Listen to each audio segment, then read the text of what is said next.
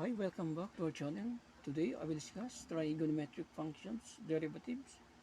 So find the first derivative.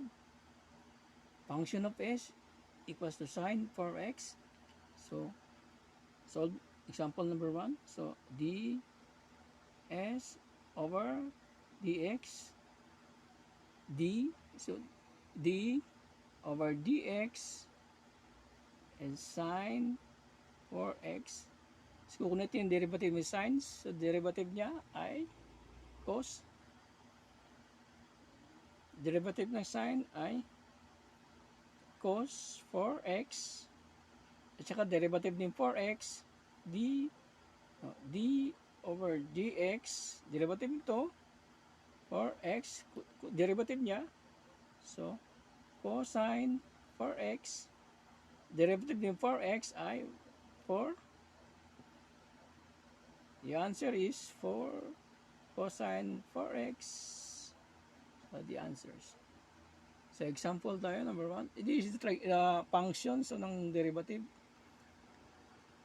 So example tayo, number 2.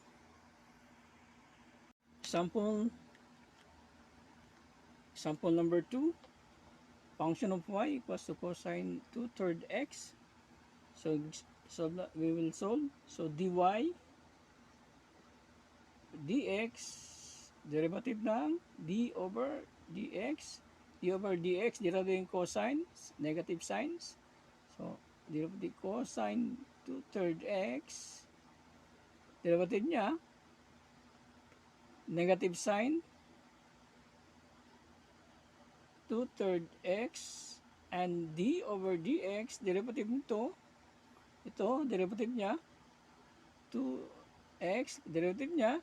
So the answer is negative sine 2/3 x, derivative 2/3 x ay 2/3, or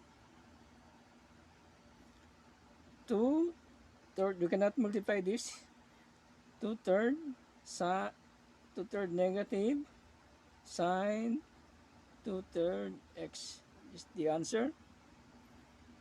Example number 3. Example number 3. Kung bago ka pa lang sa channel ko, mag-subscribe ka muna at press the bell para lagi kitang updated sa mga bago kong video. And comment or suggest after this my video presentations for clarification. So example number 3. So find the first derivative. Function of y equals to 1/2 secants 4x. So dy dx, so ganun pa rin yung d over dx, yung derivative niya yung 1/2 secant 4x, derivative niya ay hindi pwede natin kunin si derivative si 1/2, kukopya lang si 1/2. Derivative secant ay secant and tangent, derivative secant 4x and tangent 4x. Then ito, derivative ng 4x ay 4 na lang. So 4, pwede natin ito i-multiply 4, equal mo kayo 1/2, so magiging 2. So 2 secant 4x tangent 4x, and this is the answers. So last example, number 4. Sa last example natin, meron siyang power. So function of s equals to sine, mayroon siyang power ng 3.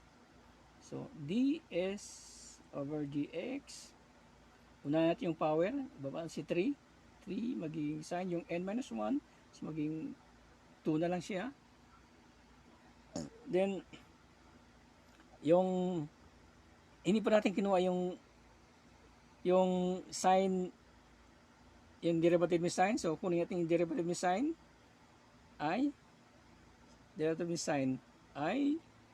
cosine. So cosine 4x at derivative nito ay 4. So, pwede natin siya multiply ito tsaka ito. Both times 3 ay 12. Hindi natin siya pwede i-multiply dito tsaka ito. So, dito lang sa labas. 4 times 3 ay 12.